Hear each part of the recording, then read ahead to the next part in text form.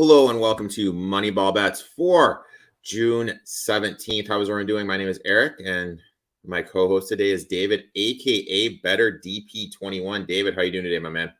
Doing great, man. Doing great. Just enjoying this week and looking to catch some more dogs where we can here on the weekend. So before we jump into it, I knew this was coming. I need to ask you, man. I need to ask you, dude. I need to ask you. Are you on the Woo train yet?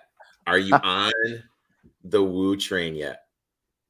I wouldn't say I'm on the train. I'm more like, I'm the bystander on the tracks looking at the train, taking a step on.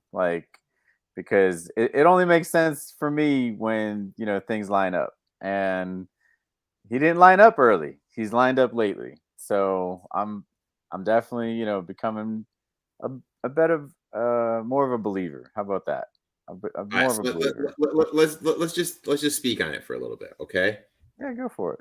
First start June 3rd, 4Ks. June 10th, 7Ks. What was his ERA? And we're not talking ERAs. Yeah. Okay, sure. Yeah, that's it. June 16th, 9Ks. Dude, I was telling you before, I had him at 60-1 to have the most Ks last night. I mean, my boy Woo is paying for my summer vacation. That's legit. My boy Woo. I mean, between Woo and Michael Porter getting all those triple doubles, and Jamal Murray having the most assists in the NBA Finals, right? Like, I think I can start working on next year's summer vacation, dude. You probably could, yeah. The way that you line up futures bets, I got you. I'll tell you some NFL, some college football futures off here, my man. All right. So we're not here to talk some NFL or just be a glorified Brian Woo spectacular. We're here to tell you guys what to bet today in terms of MLB. So let's start us off. We're going to be going. We're both in the first game. We both have the Pirates here plus 109. David, why don't you tell everyone why you're betting Pittsburgh today? Yeah, so, in this matchup here, looking at, Pittsburgh, Milwaukee, I was on Milwaukee last night, right? And I kind of go off of based on, how the hitting and pitching lines up, like anything else. Make it make sense for yourself kind of situationally. Looking at this matchup for me, I was projecting Pittsburgh at a minus 170 line. I got this line at minus 109 early. I think you did too. I think we were talking about it just before the show. And, I really like where this is at. Pittsburgh for me is ranked. Let me see where they're at in my hitting real quick. I got them ranked like number 15, middle of the pack right now. I mean, they're actually hitting the ball really well. It was a competitive game last night. They even had a chance to possibly upset Milwaukee last night. I think they get it done with Mitch Keller on the mound today. And yeah, I mean, the numbers just make sense for me in terms of total offense as well as compared to their overall pitching. And I think even their bullpen is in really good form right now going into this. So I took them for the full game for that reason. My thought process is this, Miley, like you said, is coming back from the IR first start. I always kind of like fading pitchers first start back from the IR. He hasn't pitched since May 16th. In his last 3 games before going on the IR, his ERA was 7.82, and he had allowed 11 runs in those games. Now, Pirates are good hitting versus lefties. They have a 268 average, which is 6th best in the MLB and 9th most RBIs versus lefties. So I think they're going to be able to get to Miley. As you mentioned, Mitch Keller is getting the start for the Pirates. He's been good this year. Last start versus the Mets lasted 7, 2 hits, 1 earned run. Brewers have the seventh lowest average versus right-handed pitchers. Okay. And the last 7 days, their batting average is 219. So they're just not batting well. You know what I mean? Right. Yep. This team, they have the pitching. They just don't get enough run support for everything that they're trying to do. So, and guess how many runs they're averaging this week per game? Milwaukee? Yeah. Milwaukee, probably right about 4. 2.7. Ooh, even lower than that. 7 runs. So, I mean, I know they're below the league average. I know that much. Is really struggling. Milwaukee's just, they are what they are. Like, they just can't score. And Yeah, when they play a pitcher who I think's good and you think's good, we're going to look to fade him, and we're going to both fade him here. We're both on the Pittsburgh Pirates here, minus 109. We have another game that we agree on, and we're going to go down to Minute Maid Park in Houston. David, why don't you sure. make the Yeah. case for the Reds? You got them at even money. Yeah, I got them at even money, plus 100 money line. I even gave this out last night when they were plus 150 for the night. I think it was 154, 152, something like that. And it landed then too. They won 2-1 last night. What I love about this team, I think actually I remember somebody coming on the show last week and saying I was really hyping up the Reds. The Reds haven't lost a game since I was hyping them up that day. So They you're have on the won Reds train, but 7. you're not on the Brian Wu train. Yeah, yeah. Oh, I told you it's the big red machine, Like they were coming, they got the bats and they got the pitching lined up just to match it just as well. So looking at this matchup today, actually, Hunter Green, really good form right now, over averaging an ERA of 2.08. You can't get a lot better than that. Brandon Bielik for Houston today, also, from his perspective, he is averaging actually 4.7 runs a game right now for himself. They're just, opposite ends of the spectrum right now. Even when it comes to their hitting, Cincinnati's in my top 10 offensive teams in the league right now. And then Houston, in the meantime, I got them ranked number 27 out of 30. I mean, again, you're talking about, lining up pitching with good hitting. Cincinnati's got that going for themselves right now. Really good spot.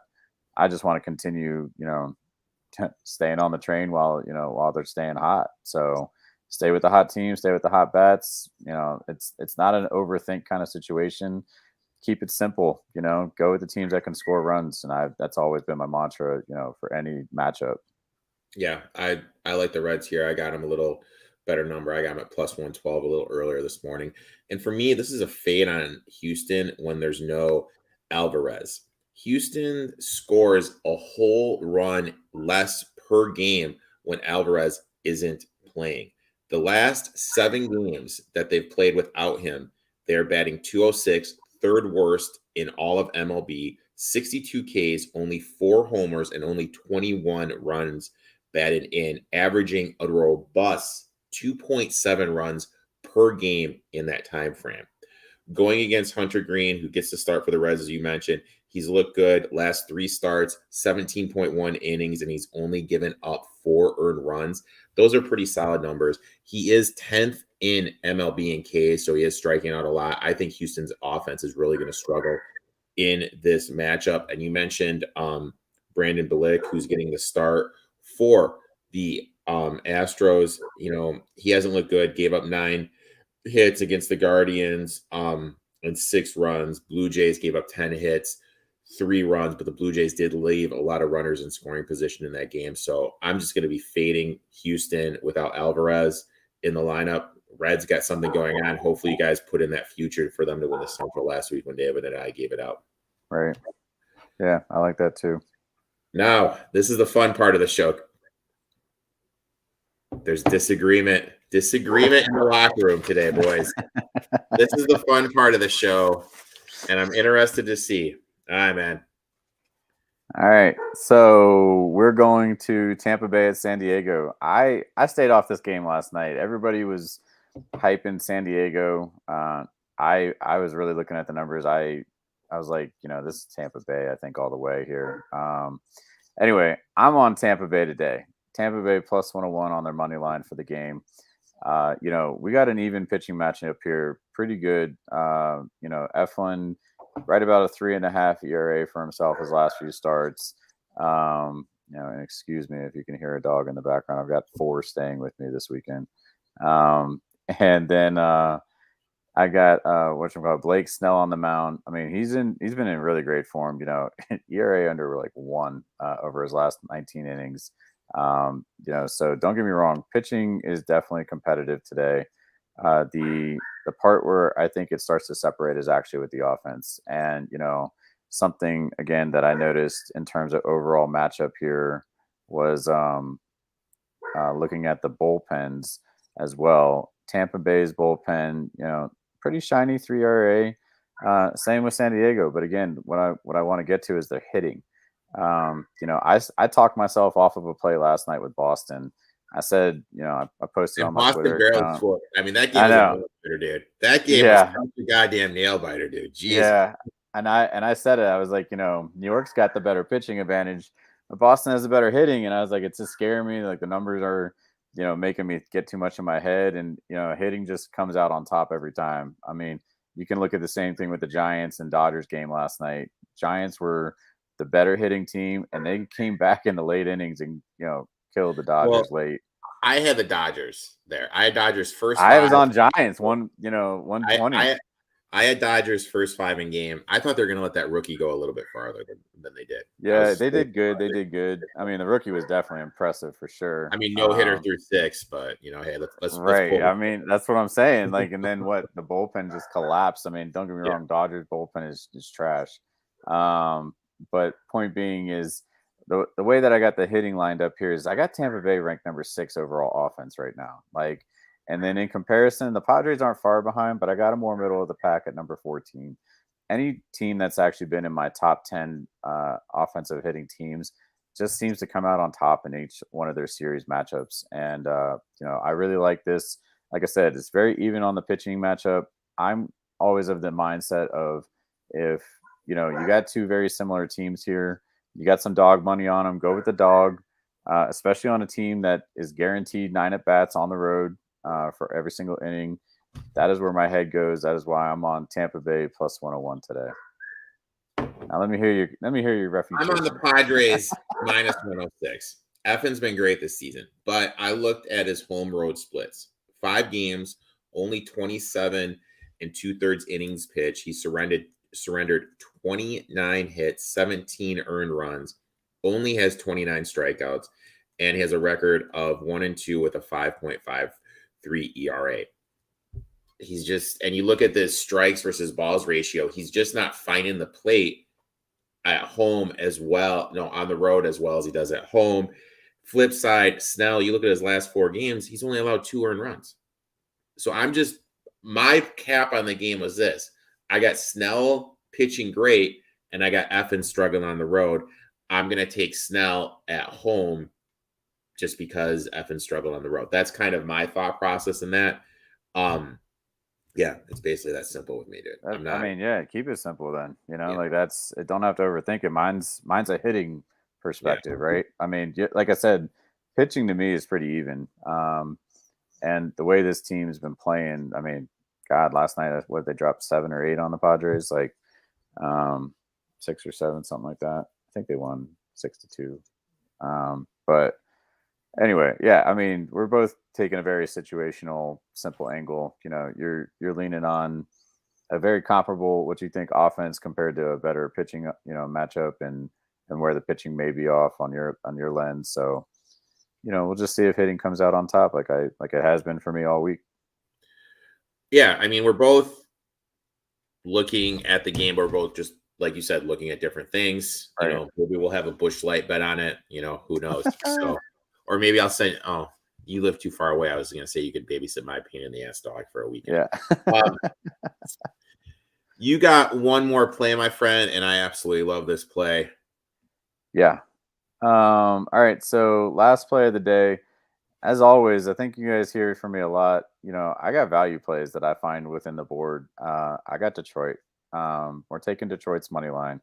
I eyed this play yesterday even. They're playing like a 4-game set this weekend against each other between Detroit and Minnesota. And Minnesota's offense is it's in shambles right now. I got them ranked number 23 overall. And I got Detroit ranked number 5 offensive team in the league right now in terms of where they're putting up runs, scoring, proficiently. That's been evident. They've definitely been on a hot streak. I saw it coming into this weekend as they were finishing up a series with my Braves, and they took one of the first games from them. Braves bounced back, but point is, I could see where their offense was going, and as we kind of talked about a little bit last week, I always give, a few days in terms of consistency of seeing, that offense kind of come into form. when I'm taking like my set of range of data on their offense. So, I definitely like where Detroit is in this one. The other kind of really beneficial factor of this game is that Minnesota's playing a bullpen game. They're pitching a bullpen today. They don't have one starter going. They're going to be throwing 6, 7 arms, up on the mound today. Which, don't get me wrong, their bullpen's in pretty good shape when it comes to who's available today to go. I think rounding out is like an overall ERA of 3, but again, as I've mentioned, hitting usually comes out on top. When you got hot bats happening, stick with that. Don't get me wrong. I don't think Joey Wentz is like the end all be all here, but this is a straight value play in terms of where the money line is, how hot this team has been hitting. You can get this team, I think, probably as high. I got them at 163. I saw that line drop considerably. It was sitting up towards plus 170, 175. And as I was going to make my wager on this team, it dropped almost 10, 15 points in front of me. To drop from like 170 into like almost the 150s. I mean, that's significant line movement for me to, see where the value is with this team. Now, last week we talked out making a bet Cincy at 10-1 to win the NL Central. Let's talk it out here in the AL Central. I'm looking at the standings right now. We got the Twins 35-35, Guardians 2.5 back 32-37, Tigers 29-39, 5 back, White Sox 30-41, 5.5 back, Kansas City completely off the radar. Now I'm looking at the lines here, just pulled up a random sports book. The Twins at minus 205 to win it seems a little too high for me. I'm seeing the Guardians at plus 260, the White Sox at plus 950, but then I see my Tigers all the way at 30-1. All the way at 30-1. They're only 5 back. They have some young pitching that's coming up, looking better. Bats are starting to come alive a little bit. 30-1 seems tempting to me. I mean, it's. How is it not tempting? Talking it out with there's no dominant team in the Central. I think 30-1 on the Tigers. I think that's a quarter unit, 10th unit play. That's what I'm going to do if for anyone watching this. But I wanted to get your thought on it. Yeah, I mean, you're definitely.